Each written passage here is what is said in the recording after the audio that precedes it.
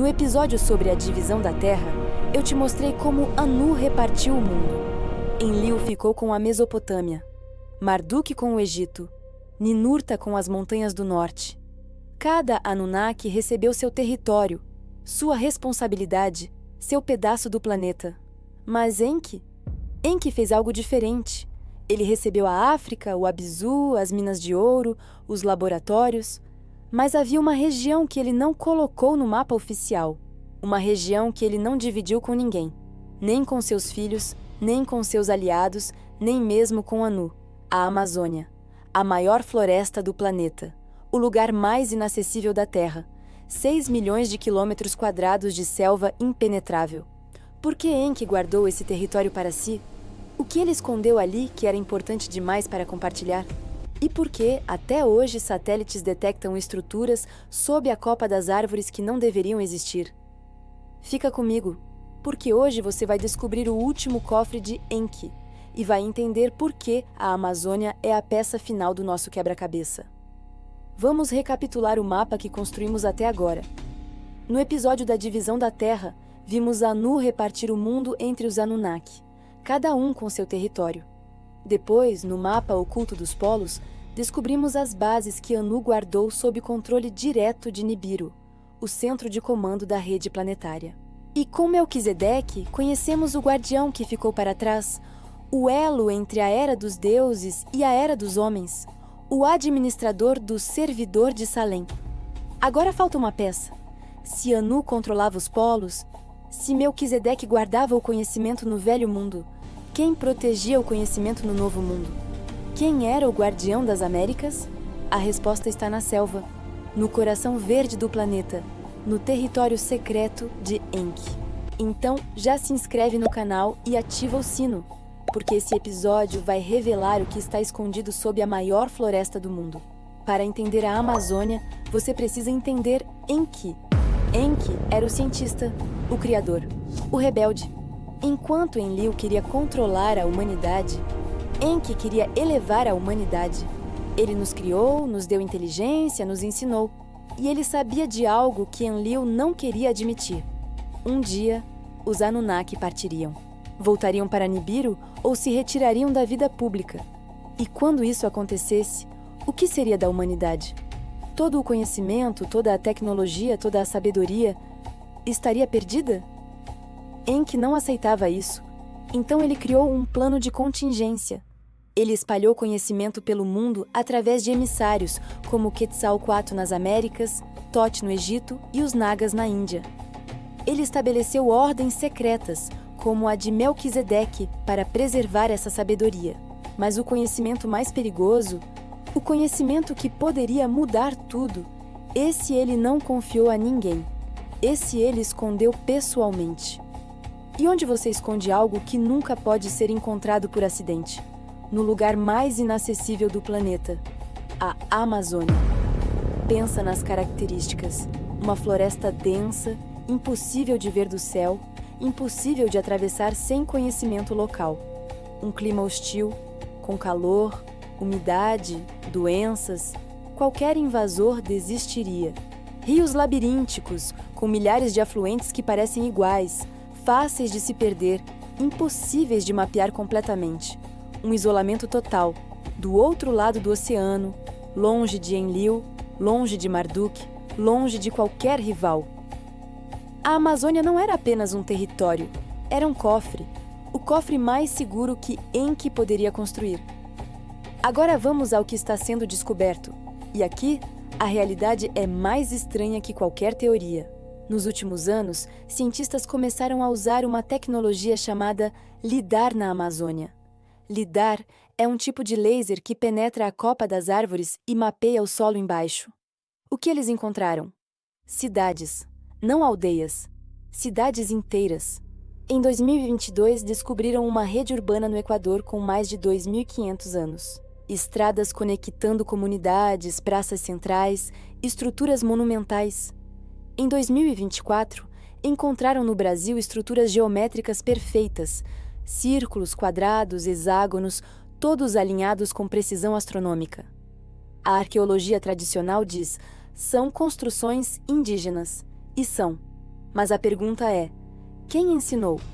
Como povos primitivos, segundo a visão convencional, construíram estruturas geometricamente perfeitas, alinhadas com solstícios, conectadas por estradas retas através de selva densa?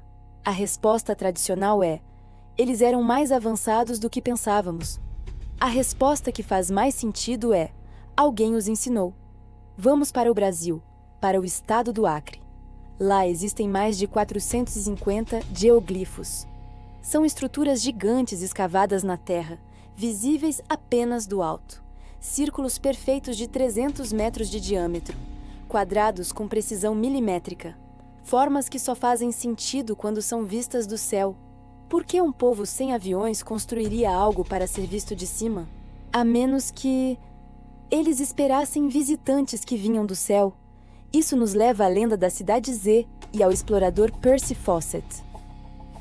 Em 1925, o explorador britânico entrou na Amazônia em busca de uma civilização perdida que ele chamava de Cidade Zeda.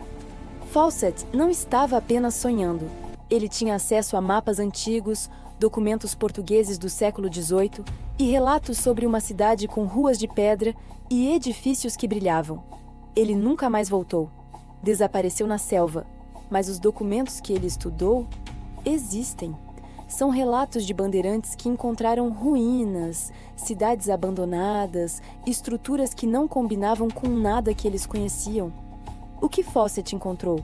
Ou melhor, o que encontrou ele? Vamos agora conectar tudo o que já aprendemos. No episódio dos polos, eu mostrei a grade planetária Anunnaki, aquelas linhas de energia que conectam bases ao redor do mundo, com os polos funcionando como centros de controle. Agora pega esse mapa e adiciona a Amazônia. O que você vê? A Amazônia está exatamente no ponto onde as linhas do Polo Sul sobem em direção ao norte, onde as linhas das pirâmides do Egito cruzam o Atlântico e onde o Triângulo das Bermudas se conecta ao continente. Ela não está isolada, está completamente integrada a essa rede, mas de uma forma diferente. Se os polos eram os centros de controle, a Amazônia era o centro de armazenamento. Pensa comigo, se a grade planetária fosse um computador, os polos seriam o processador. A cidade de Salem, como vimos, seria a interface. E a Amazônia? A Amazônia seria o disco rígido, o lugar onde os dados mais importantes ficavam guardados, protegidos, escondidos, esperando. E havia uma razão muito específica para Enki escolher esse local. A Amazônia fica sobre o aquífero Alter do Chão, um dos maiores reservatórios de água doce do planeta. Água, o elemento de Enki. Lembra que, na divisão da Terra, Enki ficou responsável pelas águas profundas? Pelo Abzu? A Amazônia era o Abzu das Américas. O domínio aquático de Enki no Novo Mundo. E sob essas águas, sob essa selva, está o que ele mais queria proteger. Mas o que exatamente Enki escondeu lá? Por que esse conhecimento era considerado perigoso demais, até mesmo para um ser como Melquisedeque? Vou te dar 3 possibilidades. Primeira, o código genético completo. Enki nos criou. Ele manipulou o nosso DNA, misturando os genes Anunnaki com os dos hominídeos terrestres. Mas o que ele nos deu foi uma versão limitada. Vivemos menos, somos mais fracos e nossa consciência é restrita. E se Enki guardou na Amazônia o código original para nos completar? O DNA que nos daria a longevidade dos Anunnaki? A ativação de capacidades que hoje estão dormentes em nós? Um conhecimento perigoso demais nas mãos erradas, mas preservado para o momento certo. Segunda possibilidade, a nossa história verdadeira. Tudo o que sabemos sobre a nossa origem vem de fragmentos. Tábuas sumérias quebradas, textos bíblicos editados, tradições orais distorcidas pelo tempo. E se Enki guardou o registro completo? A história real da criação humana. Os experimentos, os fracassos, as versões anteriores que foram descartadas. A verdade sobre quem nós somos e por que fomos criados. Imagine descobrir que tudo o que nos foi contado era apenas uma pequena parte da verdade. Terceira possibilidade. Tecnologia de ascensão. Os Anunnaki não eram apenas avançados tecnologicamente, eles eram espiritualmente diferentes. Viviam milhares de anos, tinham uma consciência expandida. E se essa capacidade não era apenas biológica, mas também resultado de uma tecnologia espiritual? Ferramentas para expandir a consciência, métodos para transcender as limitações físicas. Algo que as tradições amazônicas conhecem por um nome específico: ayahuasca. Pensa nisso. A Amazônia é o único lugar do mundo onde existe essa combinação específica de plantas. Duas plantas que, separadas, não fazem nada, mas que, juntas, abrem as portas da percepção. Como povos considerados primitivos descobriram essa combinação exata entre milhões de plantas possíveis? Eles mesmos dizem: as plantas nos ensinaram. Ou, será que alguém ensinou através das plantas? Talvez Enki tenha deixado um caminho, uma porta dos fundos para o conhecimento, escondida na própria selva. Se Enki escondeu algo tão importante, alguém precisou ficar para guardar. Mas não um Melquisedeque, não uma ordem de sacerdotes urbanos. Algo diferente. Os povos indígenas da Amazônia, pensa na resistência deles. 500 anos de colonização, tentativas de extermínio, pressão constante e, mesmo assim, ainda existem tribos isoladas que recusam qualquer contato e protegem territórios específicos. Por quê? A explicação convencional diz que eles querem preservar sua cultura. Mas e se for mais do que isso? E se algumas dessas tribos forem, na verdade, guardiãs designadas, passando o conhecimento de geração em geração, protegendo locais sagrados e esperando por algo? Os xamãs amazônicos falam de seres que vieram das estrelas, de deuses que ensinaram os antepassados. Falam de lugares na selva onde o véu é fino e os espíritos falam. Isso não são metáforas, são memórias. Memórias do tempo em que Enki caminhou por essas florestas e deixou suas instruções. Mas hoje, a Amazônia está mudando. O desmatamento avança. A tecnologia LIDAR revela estruturas escondidas sob as árvores e satélites mapeiam cada metro quadrado da floresta. O cofre que Enki construiu para durar milênios está sendo aberto.